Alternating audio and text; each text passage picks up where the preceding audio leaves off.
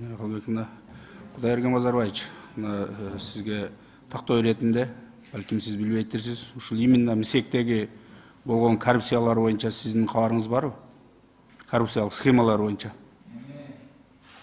Бұл мындайда біз республика бойынша bir группаны түзіп қойған болчубуз. Республикабызда ар бир 40 райондун мече координаторлары бар. Майыптылык боюнча телеген мече коомдук ишмерлер. Эми ошол эки топкадагы жанагы мен башында айткандай 27 мисек начальниктер барды кирет. Яна бүгүнкү күндө кандай бир райондо бир суроолор пайда болсо, ошол эки группага маселе коюлат. Анан кийин ошол эки группада мен өзүм дагы бармын. Мен ушун бардыгын такымды карап турам. Сиз айткандай суроолор пайда болгон жерде биз барып эле мисалы басып калып атабыз. Алдан алай. Бирок бул мынайда бүгүнкү күндө бир көйгөй бар да, молеки биз менен жана эмеч Миздрах менен ортолуштачы эми бар да мындай айырмалык бар да, анткени жанакы биздин майыптар биринчи иретте булар больницага барыш керек, ошол жерде барып эмеч аныктап булар өтүш керек. Анан ошону кээ бир кезде бизге деп коет да. Бирок биз ошого карабастан бүгүнкү күндө аракет кылып атабыз. Жанакы сиз айткандай, мен деле баарын түшүнүп турам. Жанакы коррупция деген сөздөргө жол берүүчү үчүн мен жана башында айткандай, мурун даже бир начальникти жумуштан алыш бул абдан оор болчу. Кыйын болчу, өзүңүз билесиз. Биз 18 кишини алдык жумуштан, алмаштырдык. Бирок биз ушу менен монтип туруп калбайбыз, анан биз дагы ушу иштерди карап атабыз. Мен түшүндүм сиз айткан сөзүңүздү. Биз дагы эмес ушул өкмөт болсо кандай бир жумушту күчтөлү. Рахмат. Рахмат. Ушул эле суроо. Улан Асанбекович, азыр уктуңуз да жоопту. Сиздин көз карашыңыз кандай? Себеби бүгүнкү күндө мына эч кимге жашыруун эмес. Кээ бирки бир семьядан 3-4 ушундай чыгышкан пенсияга. Чыныгы оруп жүргөндөр азыр көрүнгөн эшикти каккылап жүрөт. Улан Асанбек, сиз айтып коесузбу? Рахмат. Айбек Тураталиевич, сиздин берген сурооңузга бүгүнкү күндө коррупциялык учурлар болуп жатат. Ага биз макулдугубузду беришибиз керек. Бирок анын баарын иликтөөчү органдар аркылуу иликтеп тактап жообун айтпасак, бүгүнкү күндө жалпы жамаатта ушундай сөздөр көп. Болгон окуяларды териштирип, ушунун баарын токтотууга аракеттер жасап жатабыз. Врачтар, бул ситуацияда врачтардын негизги милдети бул диагнозду туура коюп, негиздеп, анан социалдык тармакка өткөрүп берүү, ошол жерден анан инвалидность мсектен өткөзүү процедуралар болот деп айтам. Улан Асанбекович, ошол именно саламаттык сактоо министрлиги тарабынан канча адамга сиздерден корутунду чыгып, ушул чындыгында оорулуу боюнча чыгыш керек пенсияга деп, бирок бул мсектен кайтарылган канча случай болду? 6 айдын ичинде айтып берсеңиз, 6 айдын уже жыйынтыгы чыгып калды. Бул тууралуу менде бүгүнкү күндө азыр маалымат, так маалымат жок. Мүмкүнчүлүк берсеңиз, жакынкы убакытта бир кат түрүндө сиздерге жообун берсекпи дегенбиз. Мына туура, сиз эми жаңы келдиңиз. Балким ошон үчүн билбейтерсиз. Бирок буга чейин деле ушундай жооптордун артынан биздин калкыбыз, элибиз кыйналып келе жатат да. Келгенде эле бизде жок маалымат, кагаз түрүндө берейли деп. Эгер иштеген болсоңуздар, так билет элек. Так күндө келет да. Кудайберген Базарбаевич, сизде канча ушундай, сиз айттыңыз, биз ар бир келген арызга көңүл буруп, жеринде иш алып баратабыз деп. Канча ушундай кайрылуу түштү, мына быйылкы жылдыкын айтып койсоңуз? Бизде МСЭКке каралган арыздар акыркы учурда азайып калды. Эмне себептен? Мен жана башында сизге айткандай, биз жанакы группаны түзгөн болчубуз. Республика боюнчачы ар бир райондочу координатор по ЛОВЗ деген бар, эмечи инвалидность бар. Ошол менен коомдончу. Анан ошол тарапта ошонун ичинде жанакы биздин 27 МСЭК кирет. көйгөйлөрдүн баардыгын биз көпчүлүгүн ошол жерден карап, ошол жердин баарын чечип атабыз. Түшүндүм, Кудай ырза. Сиз мага санын эле айтып коюңуз, цифраны. Мынанча арыз түштү, биз мынандай жумуш аткардык, жыйынтыгы мындай болду деп. Бир жыл, катар боюнча, бир жылда биз МСЭК аркылуу 5000 адамды биз карайбыз бир жылдын ичинде. Мындай жылдык маалымат менде бар. Мурак азыркы кат жөнүндө ичинде маалымат жок, мен сизге берейин. Рахмат. Кудайберген Базарбаевич, буну сурап атканыңыздын себеби, мынакей биз депутат болгон келгенибизге аз эле убакыт болду да. Ошончо кайрылуу түштү бизге. Себеби мен өзүм медик катары алардыкы негиздүү кайрылуу экенине мен такдан айта алам. Бирок жыйынтыгы жанакы мен айтып аткан системага такалып туруп, чыныгы өтө тургандар өтпөстөн кандай өтүп атканын баарыбыз эле билип турабыз. Ошого көңүл буруп коюңуздар. Себеби эл бүгүнкү күндө баарыбыздан ушундай акыйкаттуулук талап кылып атат. Уруксат берсеңиз, Калбек мына учурдан пайдаланып, мына бизде 2 комитеттерден жөлөк пул боюнча сөздөр болуп сиз келбей калдыңыз. Мына азыр жылына пособие ала тургандар, 16 жашка чейин чыккандар. Ар жыл сайын кайрадан жаңыдан документ тапшырып атат. Ал канчалык деңгээлде мыйзамдуу? Эмне ал уже бир 16га чыкчакты, бир тапшырылган документ менен кете берсе болбойбу? Мен жооп берейин. Рахмат.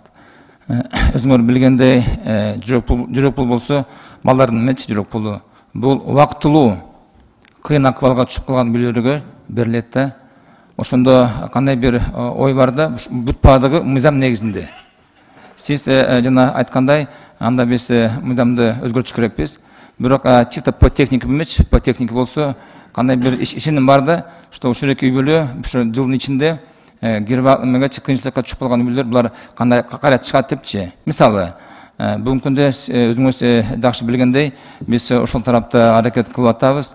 Биз Жумгал жана Кадамжа районунда пилот өткөрүп, ар бир райондончу 50 үй-бүлөнү жанакы алып чыктык, и буларга 100 000 сомдон биз бердик да, мисалы. Анан кийин ошол эки пилот Кудайым буйруп быйыл жакшы эмечи жыйынтыкка чыкты. Азыркы учурда биз өкмөттө ошол эки ар бир район боюнча ушундай эмечи жанакы активный меранычы колдонууга азыр биз аракет кылып атабыз. Жана тагыраак айтканда, сиздин эмеч сурооңуз боюнча сиз туура айттыңыз. Мүмкүн үй-бүлөнүн мисалычы шарттары оңолуп калардыр, мисалы. Кандай бир жаңы мисалычы жумуш болуп калардыр деген ишеним бар менен, ошон үчүн бул пособие болсо 1 жылга каралат. Ошол эле учурда жанакы бизде социальный пособие деген бар, аны болсо өзүңүз билесиз. Бүгүнкү күндө бизде 83 000 биздин жарандарыбыз социальный пособияны алышат. Булар жанакы майыптуулук боюнчачы. Алар болсо, жанакы балдардыкы болсо 18 жашка чейин, аны болсо каралбайт. Бир жолу эмес дайындалгандан кийин. Тигишлердики болсо тобуна ылайыктап биз өзгөртүүсүз аны карап беребиз. Рахмат. Туура, мен айтып атканым, мынакей сиз айткандай үй-бүлөнүн жашоо шарты оңолуп кетет деп айтып атасыз да. Бирок ошол эле мезгилде пособияны кимдер алып атканын мен ошол айылдан карап туруп эле билем. Чыныгы ал жерде да ушундай коррупциялашып кетти. 1 ай 2 айыңды бербесең чыгарбайт экен пособияга.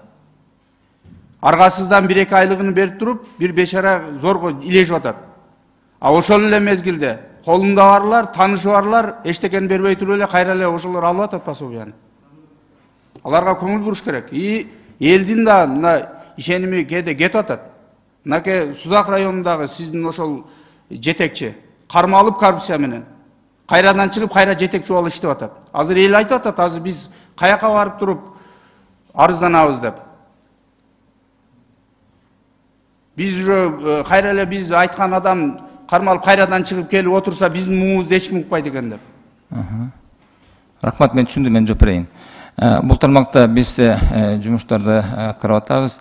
Өткөн жылдын октябрында республикада 113 000 үй-бүлө пособие алса, анын ичинде болсо 367 000 балдар Бүгүнкү күндө республика боюнча 105 миң үй бүлө, анын ичинде болсо 349 миң балдар пособие алышат.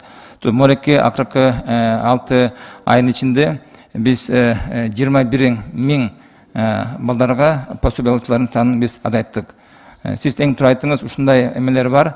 Жанакы мореке 21 миң балдар ушул эки үйлөрдөн болот. Барын болсо биз бүгүнкү күндө карап атабыз. Кудайым буйрса, бир кандай бир чындыкка биз дагы чыгыш керекпиз. Бирок сиз айткан Мореке Сусак району боюнча мен дагы бир жолу карап берейин. Сиз туура айттыңыз, жанакы Сусак району боюнча аякта специалист айыл өкмөттү кармалды. Бул мага митпетте тиешеси жок да. Анткени ар бир айыл өкмөттү эме бар да, кызматкерлери. Жергиликтүү меч бийликтики. Бирок ошого карабастан, сиз билесиз, мен Сусактагы начальникти болсо ротация кылып, аны болсо Токтоолго жиберип, начальнигин кызматкерин эмес, аткен болсо бияка өкөнү ротация кылган болчумун. Рахмат. Мен айыл өкмөт боюнча айтпадым, ошо сиз ротация кылганга чейинки окуяларды айтып атасыз. Башында октябрь окуясынан кийин башында кармалып, мен эми ошол жердин тургуну катары тактана билем. Мындай түз жооп берсеңиздер. Анан кийин кийинки суроом, мына бүгүнкү күндө жанакы телевизору бар болсо, машинасы бар болсо деген мыйзамдар уже алынып салынган да, алынып салынган. Эмнеге ал жөнүндө сиздердин кызматкерлер элге так маалымат жөнөтпөйт? Эмнеге бир барсаң, бир ошол кызматкердин бир бурчунда илинген жок андай, могул мыйзамдар алынып салган. Бул критерийлерсиз деле сиздер жөлөк пул ала аласыздар деген эч кандай түшүндүрүү жок. Дагы деле ошого связь этип келип, мунун бар экен, тигинин бар экен, үйүндө кайненең пенсия алат экен же кайнатаң алат экен деген. Бизде эми мыйзам деген иштеш керек да акыры. Рахмат, мен жооп берейин. Сиз туура айттыңыз, мурун үйүндө килем болсо, телевизор болсо, холодильник болсо, стиральный машина болсо, бул үйлө мындай жакшыраак жашайт экен деп, бул үйлөгө пособие берилчү эмес. 2010-жылдан бери ушун баардыгы алынган. Бүт баардыгы теги ар бир эмечи райондо баардыгы илинген, баардыгы бар. Анан тышкары биздин сайтта ким ала алат дегенчи бүт баардыгы бар да. Бүгүнкү күндө жанакы сиз айткан Мореке талаптар уже иштебей алган, а болсо чек катары кирбей алган. Анан кийин дагы жана сиз айткандай эмечи пенсия, туура айттыңыз, көп учурда ошол эки пенсия дагы келишим катары эсептелип жүргөн болчу. Бүгүнкү күндө болсо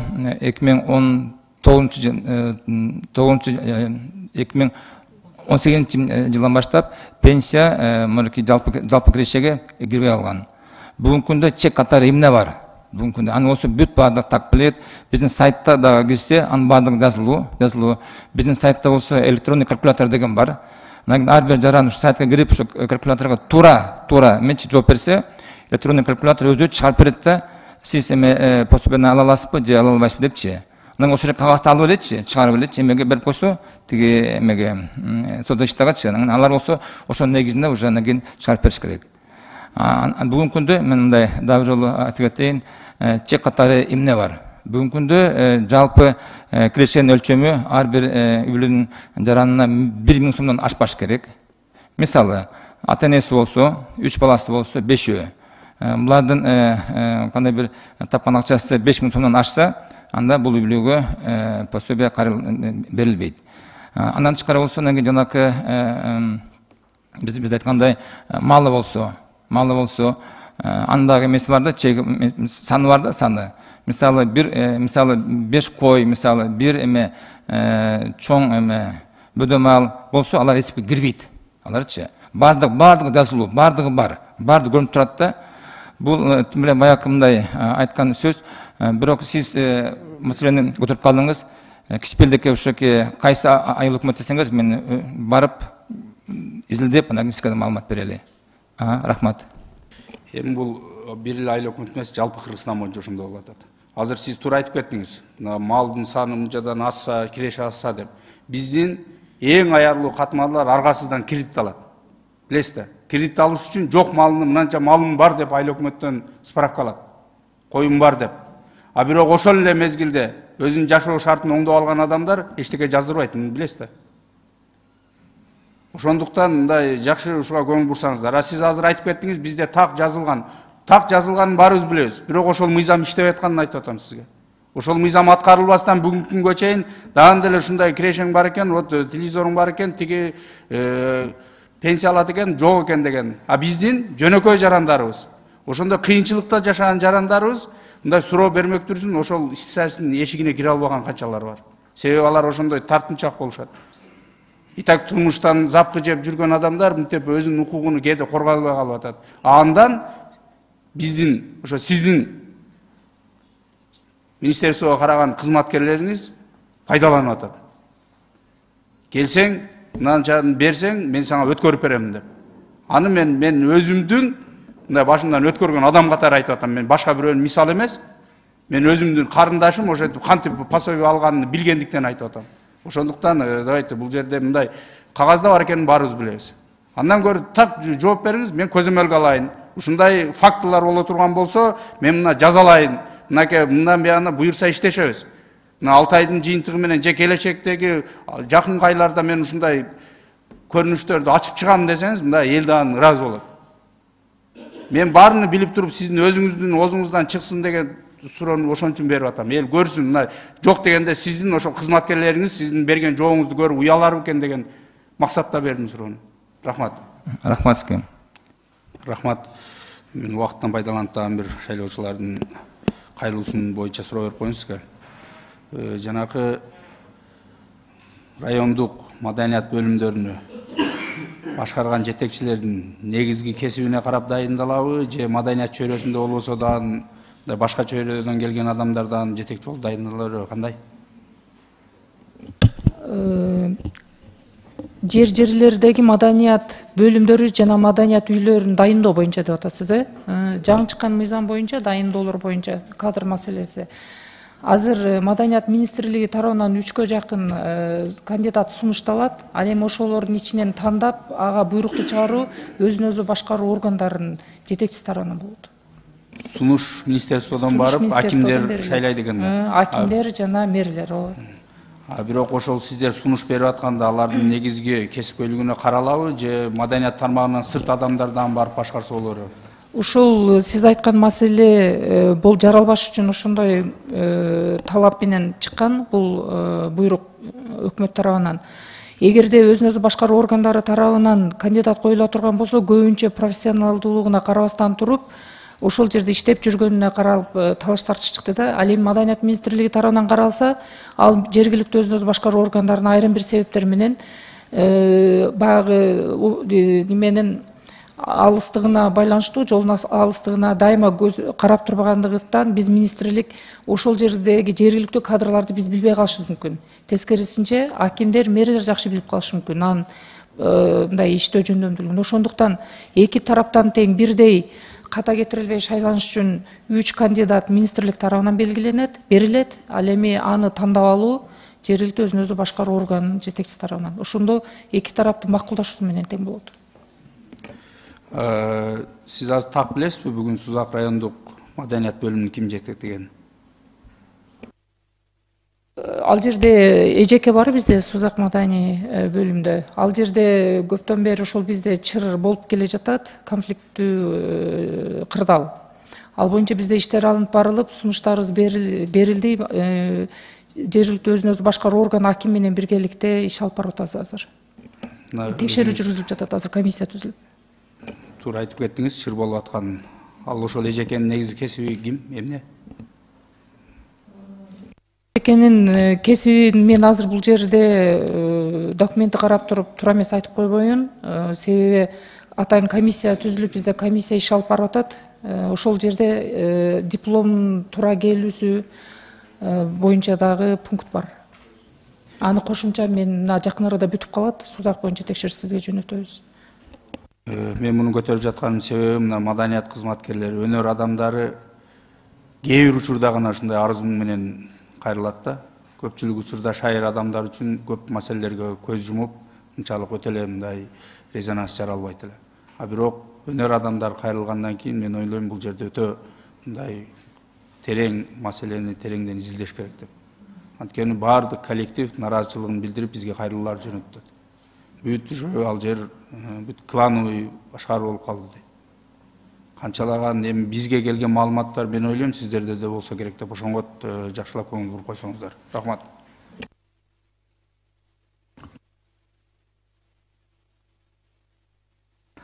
Суроолор жок болсо анда ушул